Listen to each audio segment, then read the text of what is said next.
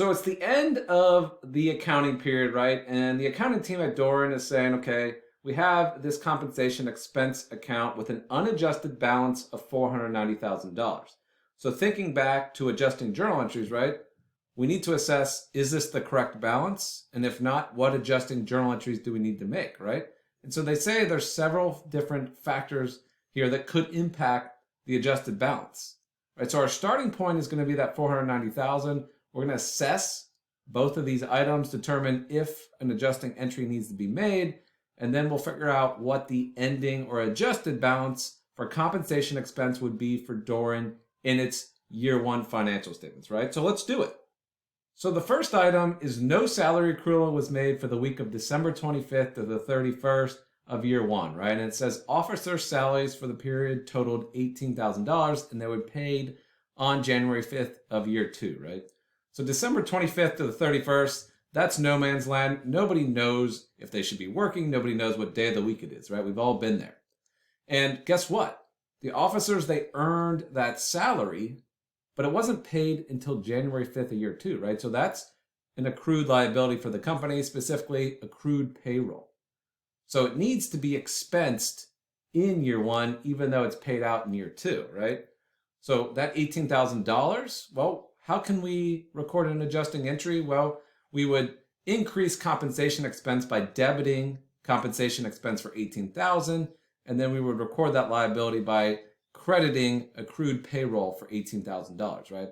So that's going to increase compensation expense on our balance sheet, right? Now for the second item, it says bonuses to officers for year one were paid on January 31, year two, in the total amount of $175,000, right? So this also wasn't accrued, and that bonus was earned in year one, right? It says bonuses to officers for year one. So that was based on the year one performance. We know that even though it's paid in January of year two, the expense is recorded in year one.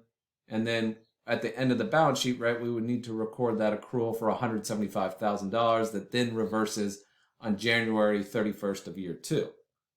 So basically we have an unrecorded bonus accrual. So what adjusting entry should we book?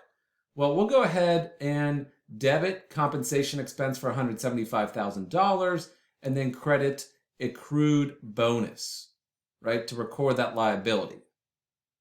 So when we think about how that impacts officers' compensation expense, well, ultimately that will increase officers' compensation expense by $175,000, right, because that relates to year one.